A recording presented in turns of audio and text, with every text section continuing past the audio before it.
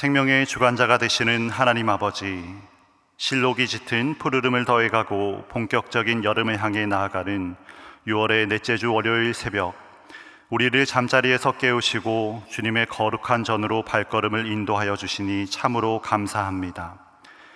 한 주간의 첫 시간을 세상의 분주함이 아니라 주님 앞에 구별하여 드리며 하루의 첫 호흡을 기도로 시작하게 하시니 주님의 크신 은혜임을 고백합니다. 이번 한 주도 지난주일 주신 생명의 말씀을 가슴에 품고 다시 삶의 자리로 나아가고자 합니다. 그러나 연약한 우리는 거친 세상의 물결 앞에서 쉽게 타협하고 주님의 뜻보다 나의 유익과 안위를 먼저 고하며 살아갈 때가 많음을 고백합니다. 이 시간 우리의 영적 나태함과 굳어진 교만을 예수 그리스도의 보혈로 씻어 정결케 하여 주시옵소서. 오늘 하루는 내 고집대로 사는 삶이 아니라 주님의 세밀한 음성에 순종하며 우리의 가정과 일터에서 그리스도의 거룩한 향기를 뿜어내는 믿음의 백성들이 되게 하여 주시옵소서. 역사를 다스리시는 하나님, 호국 보훈의 달인 6월, 특별히 6.25 전쟁의 아픈 역사를 기억하는 주간을 맞이합니다. 암흑 같았던 시절, 이 땅의 자유와 신앙을 지켜내기 위해 피 흘린 수많은 애국 선열들의 숭고한 희생을 우리가 결코 잊지 않게 하여 주옵소서. 그들의 피와 땀 위에 세워진 이 나라가 자유민주주의의 고귀한 가치와 헌법적 질서를 굳건히 지켜가게 하시고 무엇보다 마음껏 주님을 예배할 수 있는 신앙의 자유가 대대손손 흔들림 없이 이어지게 하여 주옵소서. 여전히 허리가 끊어진 채 남북이 대치하고 있는 이 한반도를 긍휼히 여겨주시기를 원합니다. 요동치는 국제 정세 속에서도 이 나라의 안보를 굳건히 지켜주시고 피 흘림 없는 복음적 평화 통일의 날이 속히 오게 하여 주옵소서. 이 나라를 이끌어가는 위정자들을 주님의 손에 의탁합니다. 그들에게 하나님을 두려워하는 마음과 백성을 긍휼히 여기는 참된 지혜를 부어 주옵소서. 당리당략과 이념의 대립을 넘어 무너진 민생을 살피게 하시고 치솟는 물가와 경제적 한파 속에서 깊은 한숨을 내쉬는 소상공인들, 닫힌 취업문 앞에서 절망하는 청년들의 눈물을 닦아주는 바르고 정직한 정치가 이루어지게 하옵소서. 자비로우신 주님, 때이른 무더위가 시작되는 이 여름, 열악한 환경 속에서 힘겨운 하루를 버텨내는 이웃들을 주님의 날개 아래 보호하여 주옵소서. 폭염 아래서 땀 흘리는 노동자들과 좁은 방에서 홀로 긴 밤을 지새우는 어르신들에게 피할 그늘과 시원한 바람을 허락하여 주시옵소서. 우리 성도들의 일상 속에서 흘러가는 작은 배려와 따뜻한 눈빛이 무관심으로 얼어붙은 세상에 시원한 냉수 한 그릇의 위로가 되게 하여 주시옵소서.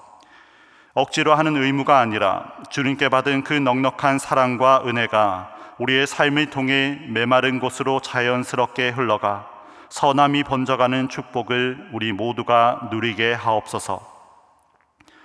교회의 머리가 되시는 주님, 우리 소망교회가 이 혼탁한 시대에 흔들리지 않는 진리의 등대요 생명의 방주가 되게 하여 주시옵소서.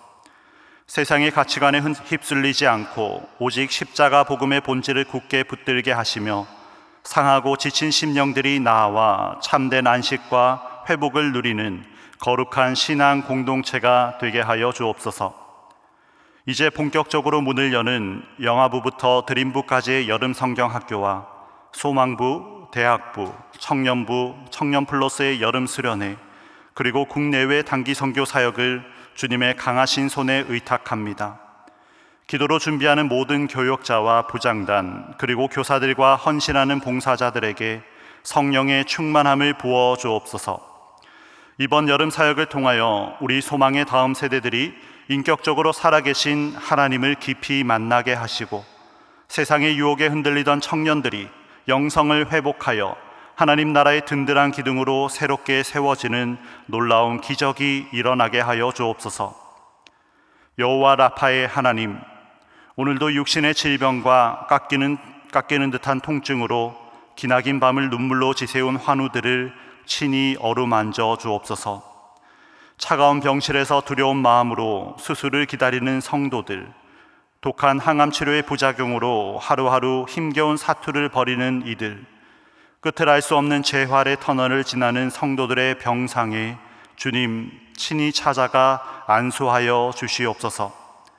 인간의 의술이 포기한 절망의 끝자락에서도 생명의 주관자이신 주님을 굳게 붙들게 하시고 모든 악한 암세포와 염증이 소멸되며 죽은 세포가 살아나는 온전한 치유의 기적을 베풀어 주시옵소서. 무엇보다 환우의 곁에서 남몰래 눈물 삼키며 기나긴 간병의 십자가를 진 가족들을 긍휼히 여겨주시길 원합니다. 대신 아파해 줄 수 없는 안타까움과 뼈저린 육체적 피로, 고립감 속에서 지쳐가는 그들의 심령에 무너지지 않을 하늘의 새 힘과 평강을 넉넉히 부어 주시옵소서. 이제 생명의 말씀 앞으로 나아갑니다. 우리의 가려진 영안을 여시고 닫힌 귀를 열어주셔서 오늘 선포되는 말씀이 우리의 심령을 찌르고 쪼개는 능력의 검이 되게 하여 주시옵소서. 우리의 든든한 반석이시며 영원한 소망 되시는 우리 구주 예수님의 이름으로 간절히 기도드립니다. 아멘. 하나님이 오늘 우리에게 주신 말씀은 다니엘 8장 1절에서 14절까지의 말씀입니다. 다니엘 8장 1절에서 14절까지의 말씀을 우리 다 찾으셨으면 함께 봉독하겠습니다. 나 다니엘에게 처음에 나타난 환상 후 벨사살 왕 제3년에 다시 한 환상이 나타나니라. 내가 환상을 보았는데 내가 그것을 볼 때에 내 몸은 엘람 지방 수산성에 있었고 내가 환상을 보기는 을레 강변에서이니라. 내가 눈을 들어 본즉 강가에 두 뿔 가진 순양이 섰는데 그 두 뿔이 다 길었으며 그중 한 뿔은 다른 뿔보다 길었고 그 긴 것은 나중에 난 것이더라. 내가 본즉 그 순양이 서쪽과 북쪽과 남쪽을 향하여 받으나 그것을 당할 짐승이 하나도 없고 그 손에서 고할 자가 없으므로 그것이 원하는 대로 행하고 강하여졌더라. 내가 생각할 때에 한 순염소가 서쪽에서부터 와서 온 지면에 두루 다니되 땅에 닿지 아니하며 그 염소의 두 눈 사이에는 현저한 뿔이 있더라. 그것이 두 뿔 가진 순양 곧 내가 본 바 강가에 섰던 양에게로 나아가되 분노한 힘으로 그것에게로 달려가더니 내가 본즉 그것이 순양에게로 가까이 나아가서는 더욱 성내어 그 순양을 쳐서 그 두 뿔을 꺾으나 순양에게는 그것을 대적할 힘이 없으므로 그것이 순양을 땅에 엎드러뜨리고 짓밟았으나 순양을 그 손에서 벗어나게 할 자가 없었더라. 순염소가 스스로 심히 강대하여 가더니 강성할 때에 그 큰 뿔이 꺾이고 그 대신에 현저한 뿔 넷이 하늘 사방을 향하여 났더라. 그중 한 뿔에서 또 작은 뿔 하나가 나서 남쪽과 동쪽과 또 영화로운 땅을 향하여 심히 커지더니 그것이 하늘 군대에 미칠 만큼 커져서 그 군대와 별들 중에 몇을 땅에 떨어뜨리고 그것들을 짓밟고 또 스스로 높아져서 군대의 주제를 대적하며 그에게 매일 드리는 제사를 없애버렸고 그의 성소를 헐었으며 그의 악으로 말미암아 백성이 매일 드리는 제사가 넘긴 바 되었고 그것이 또 진리를 땅에 던지며 자의로 행하여 형통하였더라.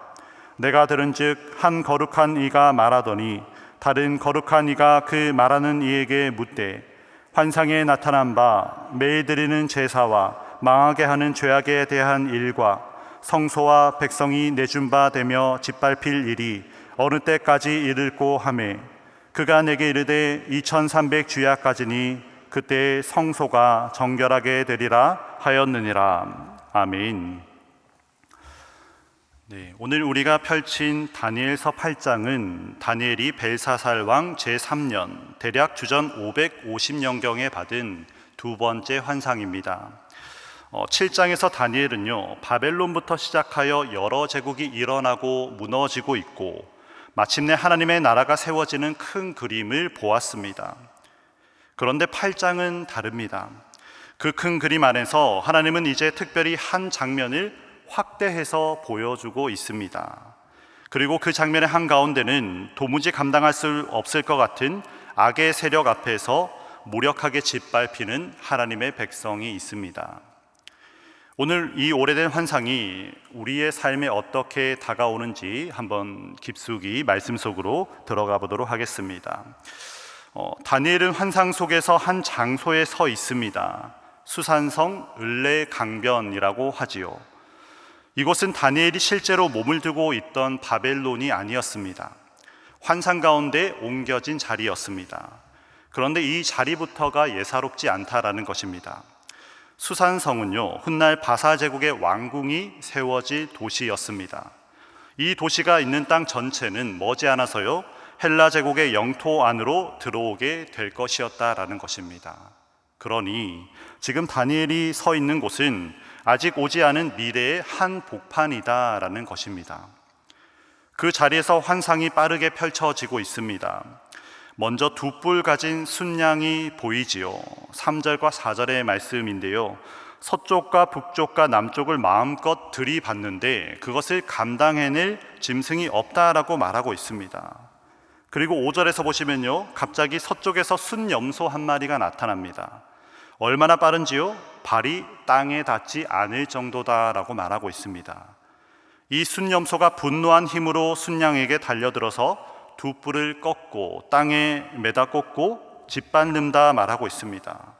그리고 그 순염소가 한껏 강성해졌을 때 절정의 순간에 그 큰 뿔이 툭 꺾이더니 4개의 뿔로 갈라지더라 라고 말하고 있습니다. 이것이 우리가 오늘 본 8절까지의 말씀이에요. 그리고 여기까지는 사실 역사의 흐름입니다. 융성하던 메데 바사 제국이 서쪽에서 번개처럼 달려온 알렉산더 왕의 그 헬라 제국에 무너지는 이야기입니다. 알렉산더는 그야말로 발이 땅에 닿지 않을 만큼 빠르게 달려서 세계를 정복해 나아갔습니다. 그러나 그 거대한 정복자도요, 30대 초반의 젊은 나이에 바벨론에서 갑자기 죽게 됩니다. 그러자 그의 제국은 긴 권력 다툼 끝에 결국 4개의 왕국으로 나뉘게 됩니다. 환상 속의 4개의 뿔이 바로 그것을 말하는 것입니다. 그런데 또 환상은 여기서 멈추지 않아요. 오히려 지금부터가 본론이라고 말할 수 있는데요, 9절의 말씀을 우리 다 같이 한번 읽어보겠습니다. 9절입니다. 그중 한 뿔에서 또 작은 뿔 하나가 나서 남쪽과 동쪽과 또 영화로운 땅을 향하여 심히 커지더니, 작게 시작한 뿔 하나가 있다라고 말하고 있습니다. 처음에는 보잘것이 없었는데 점점 자라나더니 남쪽으로 동쪽으로 그리고 또 영화로운 땅으로 향해서 뻗어나간다라고 말하고 있습니다. 여러분, 영화로운 땅이 어디일까요? 바로 하나님이 자기 백성에게 주신 약속의 땅, 이스라엘 땅입니다. 작은 뿔이 향한 곳이 바로 그 거룩한 땅이었다라는 것입니다. 그리고 10절에서 이 뿔이 향하는 방향이 나오는데요, 이 방향이 우리를 좀 놀라게 합니다. 우리 10절의 말씀도 같이 읽을게요. 그것이 하늘 군대에 미칠 만큼 커져서 그 군대와 별들 중에 몇을 땅에 떨어뜨리고 그것들을 짓밟고, 별들이 떨어진다라고 말하고 있어요. 그리고 하늘의 군대가 땅에 던져져서 짓밟힙니다. 11절을 보시면 매일 드리는 제사가 폐지되고 성소가 헐립니다. 또 12절을 보시면요, 진리가 땅에 던져지는데 이 모든 짓을 저지른 세력은 오히려 형통하였다라고 말하고 있는 겁니다. 다니엘이 본 것은 단순한 정치적인 격변이 아니었습니다. 하나님을 섬기는 사람들이 무릎 꿇려지고요, 하나님과 그 백성 사이의 일상적인 교제가 무너지는 것, 하나님이 거하시기로 약속하신 거룩한 자리가 더럽혀지는 장면이었습니다. 그리고 그 진리가 땅바닥에 나뒹구는 동안 그것을 일으킨, 그것을 짓밟은 자는 승승장구했다라고 우리에게 알려주고 있습니다. 아까 말씀드렸지만 다니엘이 이 환상을 본 것은 주전 550년경이었습니다. 그런데 이 일이 일어난 것은요, 이 환상을 본 지 400년이 지난 뒤였습니다. 헬라 제국의 한 갈래였던 셀라우코스 왕조예요. 안티오쿠스 4세라는 사람이 일어났습니다. 기록에 따르면 그는 예루살렘을 점령했고요, 성전 번제단 위에 제우스 신상을 세우고 돼지를 잡아서 바치게 했다라고 합니다. 그리고 율법책을 찾아내서 불태웠고요, 그 책을 가지고 있는 사람은 사형에 처했습니다. 안식일에 예배하는 사람들을 칼로 베었고 아기에게 할례를 행한 어머니를 그 아기와 함께 성벽에서 던져버렸다라고 말합니다. 수만 명이 학살되었어요. 그리고 그는 자기 이름을 신의 현현 안티오쿠스라고 기록하였습니다. 하늘을 찌르는 교만의 화신이었지요. 바로 이것이 다니엘이 환상으로 바라보고 있는 장면이다라는 것입니다. 그리고 이 장면은 단지 캘린더의 한 페이지로 그냥 넘겨버릴 옛날 이야기가 아닙니다. 하나님을 섬기는 사람들이 이 세상에서 겪어온, 그리고 지금도 겪어오고 있는 그 그림을, 큰 그림을 압축해서 보여주고 있는 그림이다라는 것입니다. 사랑하는 여러분, 오늘 이 새벽에요, 이 장면이 도무지 남의 이야기 같지 않은 분이 계실 것입니다. 신앙을 지키며 정직하게 살아가는 것이 오히려 손해보는 것 같은 시대입니다. 기도해도 상황은 변하지 않고요, 늘 깎이고 밟히는 쪽은 신실하게 살려는 사람인 것만 같습니다. 그럴 때 우리 마음속 깊은 곳에서 질문이 하나 올라오지 않습니까? 하나님, 언제까지입니까? 언제까지 우리가 버텨야 합니까? 라는 질문 말입니다. 바로 그 질문을 가슴에 품고요, 오늘 본문에 더욱 깊숙한 자리로 한번 들어가 보겠습니다. 우리 12절까지 환상이 펼쳐지고 나면요, 13절에서 장면이 돌연 바뀌는 것을 보게 됩니다. 우리 13절을 한번 읽어볼게요. 내가 들은즉 한 거룩한 이가 말하더니 다른 거룩한 이가 그 말하는 이에게 묻되 환상에 나타난 바 매일 드리는 제사와 망하게 하는 죄악에 대한 일과 성소와 백성이 내준 바 되며 짓밟힐 일이 어느 때까지 이를꼬 하매. 두 천사의 대화를 다니엘이 지금 듣고 있는 거예요. 어느 때까지 이를꼬 하매라고 합니다. 여러분, 이 한마디를 놓치지 마시기 바랍니다. 천사가 하나님께 올려드리는 질문이에요. 어느 때까지입니까? 질문의 내용을 보세요. 매일 드리는 제사가 폐지되는 일, 성소가 짓밟히는 일, 하나님의 백성이 원수의 손에 내어줌을 당하는 일. 천사는 그 고통의 목록을 하나하나 말하면서 묻습니다. 어느 때까지 이 일이 일어나는 것입니까? 라고 말입니다. 사실 이 어느 때까지라는 부르짖음은요, 고통 가운데 있는 하나님의 백성이 늘 하나님께 올려드리던 기도였습니다. 그 무거운 질문을 여기서는 천사가 대신해서 올려드리고 있다라는 것이에요. 이 장면이 우리에게 얼마나 큰 위로가 되시는지 느껴지십니까? 하늘이 침묵하고 있지 않다라는 것이에요. 하나님의 백성이 짓밟히고 있을 때 하늘에서는 천사들이 그 광경을 똑똑히 지켜보고 있고요, 그들도 똑같이 하나님께 묻고 있다라는 것입니다. 우리는 흔히 고난 중에 하나님은 지금 어디에 계신가, 지금 나를 보고 계시기는 한가라고 의심을 품습니다. 그런데 본문은 정반대를 보여주고 있어요. 그 고통은 단 한순간도 하나님의 눈에서 벗어난 적이 없다라는 것입니다. 별들이 땅에 떨어지는 그 장면을 하나님의 천사들이 보고 있었고 기억하고 있었으며 마침내 그것을 하나님 앞에 가지고 나아갔다라는 것입니다. 그리고 14절에 답이 나오는데요, 같이 읽어볼게요. 그가 내게 이르되 2300주야까지니 그때 성소가 정결하게 되리라 하였느니라. 2300주야까지다 라고 말하고 있어요. 막연한 언젠가가 아니에요. 헤아릴 수 있는 기간입니다.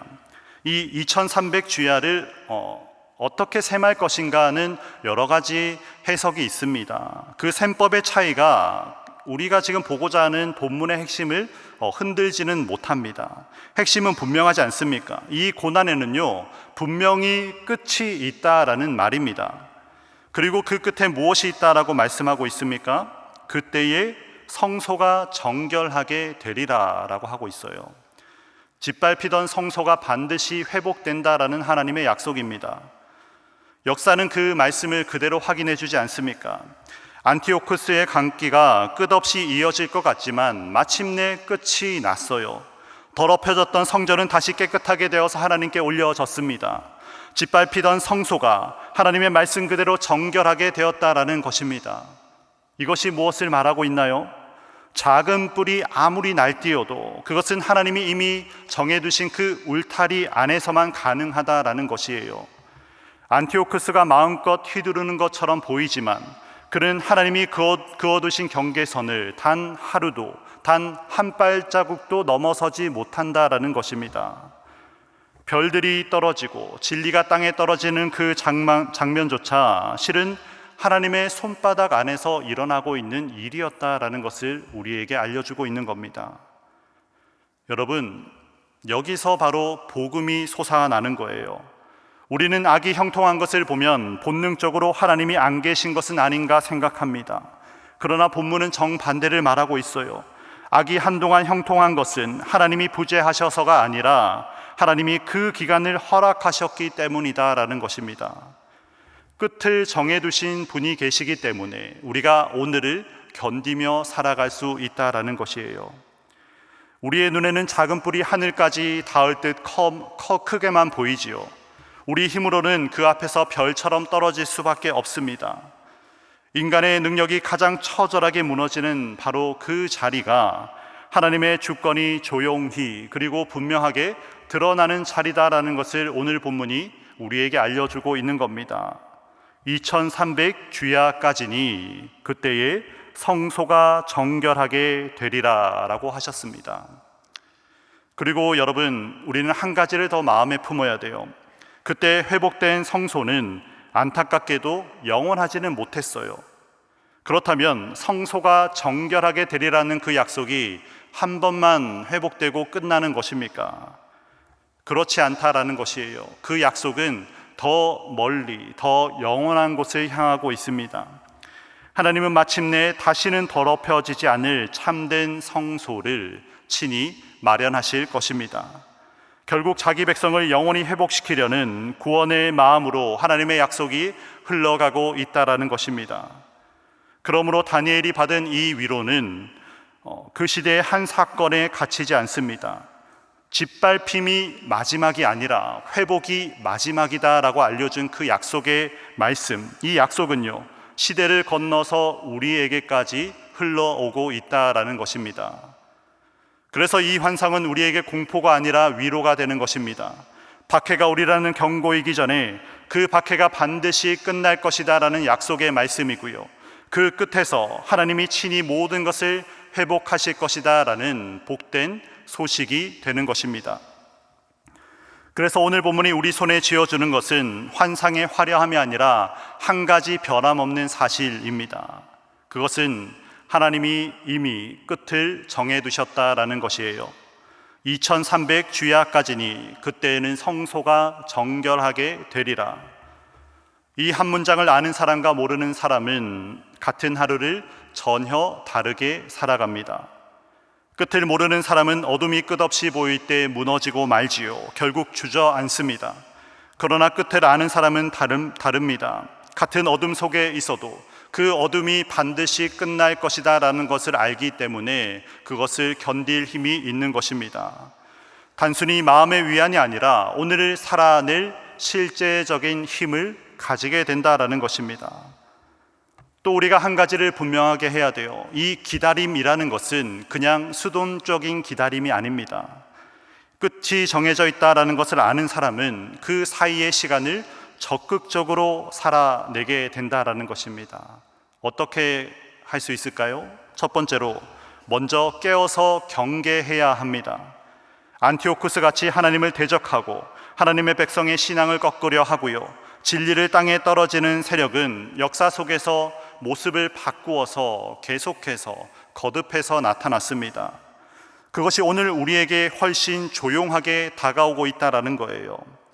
예수 믿는다는 이유로 일터에서, 가정에서, 삶의 모든 자리에서 조용히 일어나는 일을 우리가 겪고 있다라는 것입니다. 그러니 우리는 늘 깨어 있어야만 한다라는 것입니다. 그리고 둘째로 우리는 담대하게 오늘의 자리를 지켜야만 합니다. 끝을 아는 사람은 절망의 나의 자리를 쉽게 내어주지 않아요.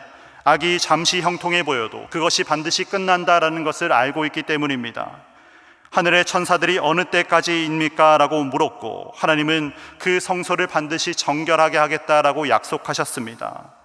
작은 뿔의 시간은 한정되어 있지만 하나님의 약속은 영원하다라는 것을 우리가 기억하고 그 자리를 지켜야만 하는 것입니다. 그렇다면 오늘 우리가 지켜야 될 자리가 어디입니까? 바로 내가 서 있는 가정, 내가 일하는 일터, 내가 맺고 있는 관계들, 바로 그 평범한 자리입니다. 끝이 정해져 있다라는 것을 아는 사람은 그 자리에서 오늘 하루를 정직하게, 그리고 신실하게, 그리고 따뜻하게 살아낼 수가 있습니다. 어둠이 깊다고 신앙을 내려놓지 않고요, 결과가 더디다고 선을 포기하지 않습니다. 매일 기도의 자리를 지키고 맡겨진 일에 충실하고 곁에 있는 사람을 사랑하는 것입니다. 이 작은 충실함 하나하나가 성소가 정결하게 되리라는 그 약속을 믿는 사람들의 모습인 것입니다. 이제 말씀을 맺습니다. 오늘 본문이 우리에게 건네는 위로는 바로 이것입니다. 악이 하늘을 찌르는 것 같은 그 삶에도, 그 시대에도 하나님은 결코 침묵하고 있지 않다라는 것입니다. 우리의 신음을 하나님의 천사들이 대신 하나님 앞에 올려드렸고, 하나님은 이미 그 끝을 정해 두셨습니다. 그리고 그 끝에서 짓밟힌 성소를 친히 정결하게 하실 것입니다. 그 끝을 아는 사람은 오늘 주저앉지 않는다라는 것이에요.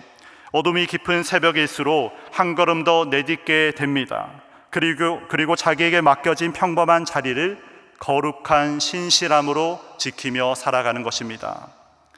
사랑하는 여러분, 성소는 반드시 정결하게 됨을 믿으시길 바랍니다. 오늘 이 새벽 그 흔들리지 않는 약속을 붙드시고 일어나서요, 맡겨진 하루를 끝까지 거룩하게 살아내시는 모든 성도들 되시길 주님의 이름으로 축원합니다. 함께 기도하겠습니다. 하늘에 계신 우리 아버지, 아버지의 이름을 거룩하게 하시며 아버지의 나라가 오게 하시며 아버지의 뜻이 하늘에서와 같이 땅에서도 이루어지게 하소서. 오늘 우리에게 일용할 양식을 주시고 우리가 우리에게 잘못한 사람을 용서하여 준 것 같이 우리 죄를 용서하여 주시고 우리를 시험에 빠지지 않게 하시고 악에서 구하소서. 나라와 권능과 영광이 영원히 아버지의 것입니다. 아멘.